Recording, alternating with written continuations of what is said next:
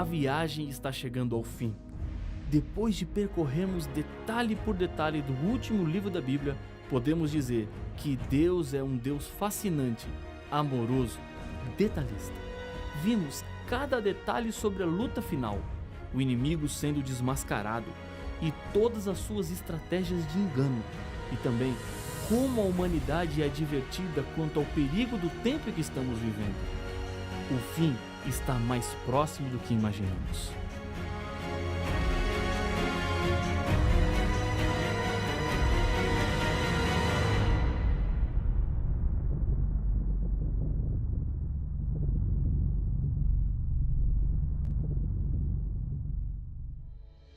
O mundo será destruído, e com ele todos que não aceitarem se entregar a Deus e viver uma vida de acordo com a Bíblia Sagrada. A história chega ao fim e, ao mesmo tempo, começa a história de uma vida sem fim. Jesus voltará para buscar os fiéis e eles serão levados para o céu por um período de 1000 anos. Depois, voltarão para a terra com a Nova Jerusalém e a terra será completamente purificada. Não existirá mais morte, dor, hospitais, cemitérios, câncer, AIDS, depressão, síndrome do pânico, violência, assassinatos, exploração, pobreza, fome, indiferença, terremotos, enchentes e tantas outras coisas que roubam a alegria dos seres humanos. Não pense que o caminho para chegar lá é muito difícil. O diabo quer que você pense assim e desista. Deus está ao seu lado, pronto para lhe ajudar e dar forças para prosseguir no caminho da salvação. Nas revelações do Apocalipse, Jesus nos mostra claramente a história do seu povo, desde os dias dos apóstolos até o fim, através de 3 profecias diferentes: as 7 igrejas, os 7 selos e as 7 trombetas. A profecia das 7 igrejas nos revela a história da igreja cristã, mostrando as suas falhas e prometendo a recompensa para os vencedores. O grande destaque dessa profecia está na demonstração do grande interesse de Deus pelo seu povo. Os 7 selos profetizam a história social da igreja cristã, apresentando o triste processo de apostasia da igreja. Ela se afastou da mensagem pura da palavra de Deus e contaminou-se com doutrinas inventadas pelos homens. Deus é apresentado como aquele que controla a história e dará fim à dor e ao sofrimento. As 7 trombetas revelam a história política e religiosa que ocorrerá paralelamente à história da igreja cristã. As 4 primeiras trombetas mostram a desintegração do grande Império Romano Ocidental pelas tribos dos povos bárbaros, que prepararam o caminho para Roma papal. Tanto o livro do profeta Daniel como o Apocalipse profetizam que esse poder religioso perseguiria durante 1260 anos os que acreditassem na Bíblia. A 5ª e a 6ª trombetas descrevem as investidas das tribos maometanas, sob o comando de vários líderes, lutando contra o cristianismo. Constitui-se assim outro poder que luta contra o povo de Deus. A 7ª trombeta apresenta o tempo do fim, quando o povo fiel de Deus proclamaria o Evangelho eterno e a mensagem dos 3 anjos para todo o mundo. Alguns eventos aconteceriam no mundo durante o tempo da 7ª trombeta. Acompanhe a leitura de Apocalipse capítulo 11, versos 15 a 19, onde estão relacionados esses fatos. O 7º anjo tocou a trombeta, e houve no céu grandes vozes, dizendo: o reino do mundo se tornou de nosso Senhor e do seu Cristo, e ele reinará pelos séculos dos séculos. E os 24 anciãos que se encontram sentados no seu trono, diante de Deus, prostraram-se o seu rosto e adoraram a Deus, dizendo: graça te damos, Senhor, Todo-Poderoso, que és e que eras, porque assumistes o teu grande poder e passaste a reinar. Na verdade, as nações se enfureceram, chegou, porém, a tua ira e o tempo determinado para serem julgados os mortos, para se dar o galardão aos teus servos, os profetas, aos santos, aos que temem o teu nome, tanto aos pequenos como aos grandes, e para destruíres os que destroem a terra. Abriu-se então o santuário de Deus, que se acha no céu, e foi vista a arca da aliança no seu santuário, e sobrevieram relâmpagos, vozes, trovões, terremotos e grande saraivada. Vejamos apenas os eventos separados.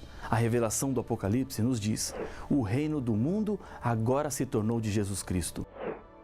No Jardim do Éden, Quando Adão e Eva haviam cometido o pecado e arruinado a perfeição do mundo, perceberam que estavam sem roupas e pela primeira vez sentiram vergonha. Para tentar resolver o problema, fizeram roupas com folhas de figueira. Uma roupa de folha de figueira não é resistente, apenas disfarça, como todas as soluções humanas que podemos arrumar para tentar solucionar o problema do pecado. Neste momento, o reino deste mundo saiu das mãos de Deus e, por escolha dos seres humanos, passou para as mãos do diabo. Lá no Éden, um cordeiro teve que ser morto e com a sua pele uma roupa foi feita. O sangue derramado daquele animal representava o sangue de Jesus, o Cordeiro de Deus, que tinha o poder de tirar o pecado de todo o mundo. E é por isso que o domínio deste mundo volta para Jesus. Ele pagou o resgate e adquiriu o direito de salvar o ser humano da consequência final do pecado, que é a morte. As nações se enfureceram. Jesus profetizou em Mateus 24 que nos últimos dias haveria guerras e rumores de guerras, cada vez mais e com maior intensidade. Constantemente ouvimos de novos conflitos ao redor do mundo. Existem regiões que estão em constante alerta. A qualquer momento, mais uma guerra pode começar. Há muita disputa de poder. Esse é o quadro que a 7ª trombeta nos mostra. Chegou o tempo determinado para julgar os mortos. O julgamento começou em 1844. Quando João descreve o santuário de Deus na 7ª trombeta, ele viu a Arca da Aliança, que ficava no segundo compartimento do santuário, chamado de Santíssimo. Foi aí que Jesus entrou ao se cumprirem os 2.300 dias, anos, de Daniel capítulo 8, verso 14. Quando Jesus sair do lugar santíssimo, terá terminado o juízo investigativo, a mediação de Jesus e o tempo de graça, no qual é possível ainda se salvar. Todos os seres humanos passarão por esse juízo. Dele não tem como escapar. Esse tempo é chegado com a última trombeta. Isso nos deixa claro que estamos vivendo no fim do fim dos tempos. Tempo de destruir os que destroem a terra. Isto acontecerá na volta de Jesus a essa terra, quando ele fará justiça salvando os fiéis e condenando os que não são fiéis. Jesus vem para recompensar a cada um mediante as suas obras. Não existe nenhuma promessa mais confortadora para os seres humanos que enfrentam as dificuldades da vida. Jesus é o único caminho para a salvação. Muitos seres humanos têm dificuldade para entenderem que Jesus é a solução para tudo. O Apocalipse é um livro de decisão. Deus está chamando de um lado, chamando para a salvação através do Cordeiro.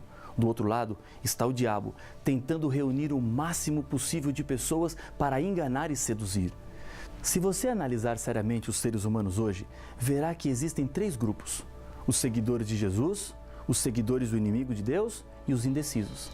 Os indecisos são pessoas que ainda não descobriram a verdade. Elas nunca rejeitaram a Jesus, mas estão caminhando na direção contrária, crendo sinceramente que estão no caminho certo. As revelações do Apocalipse abrem os seus olhos para entender qual o caminho certo a ser trilhado. Depois de estudar as profecias bíblicas, você não pode permanecer neutro. No fim dos tempos, o terceiro grupo, dos indecisos, desaparecerá. Somente existirão 2 grupos, os do Cordeiro e os do diabo.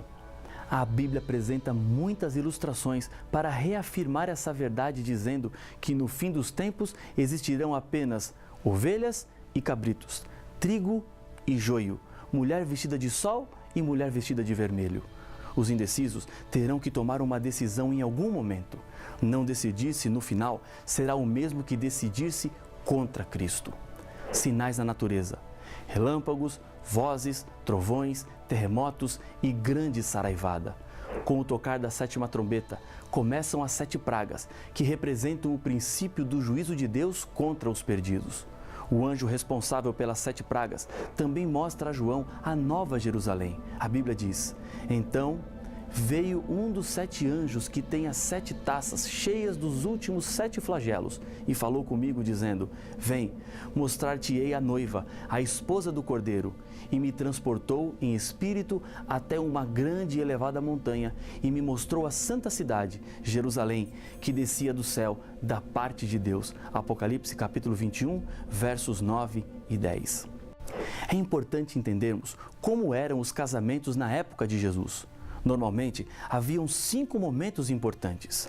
Primeiro, o compromisso matrimonial tinha muito mais seriedade do que nossos dias. Segundo, o pagamento do dote matrimonial.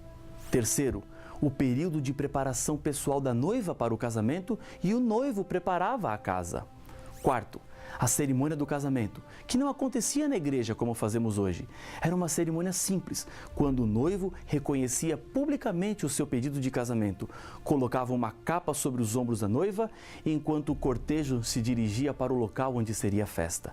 Quinto, a festa. Normalmente era na casa do pai do noivo. Em todo o Apocalipse, os salvos são descritos como vestidos de branco. Os 24 anciãos estão vestidos de branco, diz Apocalipse capítulo 4, verso 4.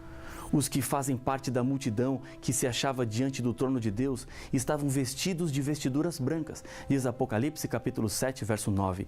E nas bodas do Cordeiro, a igreja, lhe foi dada vestir de linho finíssimo, resplandecente e puro. Apocalipse 19, verso 8. A Nova Jerusalém, morada dos salvos, é a esposa de Cristo. Os mesmos passos de um casamento nos tempos bíblicos são percebidos na Bíblia. Primeiro, compromisso matrimonial. Jesus demonstrou interesse por sua igreja, assim como nos escolheu nele antes da fundação do mundo, para sermos santos e irrepreensíveis perante ele e em amor. Efésios capítulo 1, verso 4. Antes mesmo do mundo ser criado, Jesus já tinha estabelecido um compromisso de amor com os seres humanos. Não era plano de Deus o pecado, mas ao dizer haja luz, Deus também estava dizendo haja cruz. Deus não permitiria que os seres humanos se perdessem completamente, porque Ele é um Deus que sempre dá uma segunda chance para consertarmos o nosso erro. Mesmo com o pecado, Deus não desistiu do seu compromisso de salvar, e o compromisso foi concretizado quando, vindo, porém, à plenitude do tempo, Deus enviou seu Filho nascido de mulher. Gálatas 4, 4. Jesus veio ao encontro da igreja. Somente um Deus de amor e comprometido com a salvação deixaria o céu para viver como um ser humano. Segundo, o dote também foi pago para que Jesus tivesse direito de ter a igreja. Aquele que nos ama e pelo seu sangue nos libertou dos nossos pecados. Apocalipse 1, verso 5. Sabendo que não foi mediante coisas corruptíveis, como prata ou ouro, que fostes resgatados do vosso fútil procedimento, que vossos pais vos legaram, mas pelo precioso sangue, como de cordeiro sem defeito e sem mácula, o sangue de Cristo. 1 Pedro capítulo 1, versos 18 e 19. Ao morrer na cruz, Jesus pagou o dote da salvação. Em 1946, o físico canadense Louis Slotin, do Projeto Manhattan, realizou um experimento de risco. Eram os primeiros meses do ano e ele fazia os preparativos para a prova atômica nas águas do sul do Pacífico, no atol de Bikini. O objetivo da sua experiência era determinar a quantidade de berilo envolvido em um núcleo de plutônio necessário para uma reação em cadeia. Os cientistas chamavam de massa crítica. Para despertar, era necessário ir aproximando as duas esferas de urânio lentamente. Quando a massa se tornava crítica, então, separava-os com uma chave de fenda. No dia 21 de maio, no exato momento em que o material tornou-se crítico, a chave de fenda escorregou da sua mão. Os hemisférios de urânio se aproximaram demais e instantaneamente a sala se encheu de uma nuvem azul. Slotin poderia sair correndo, tentando salvar a própria vida, mas não foi o que fez. Ele separou os dois hemisférios com a própria mão. Com isso, salvou a vida de outras 7 pessoas que estavam com ele naquela sala. Gritando aos seus colegas para que ficassem exatamente onde estavam no momento do acidente, traçou em uma lousa a posição para que os médicos soubessem qual foi o grau de radiação que ficaram expostos. Pouco mais tarde, Al Graves, um colega que depois dele havia estado mais exposto, contou que estavam esperando um carro que os levaria ao hospital e Slotin disse: "Você se salvará. Eu não tenho possibilidade nenhuma de vida." Ele estava certo. 9 dias depois, morreu em terrível agonia. Isso nos ajuda a entender algo muito importante.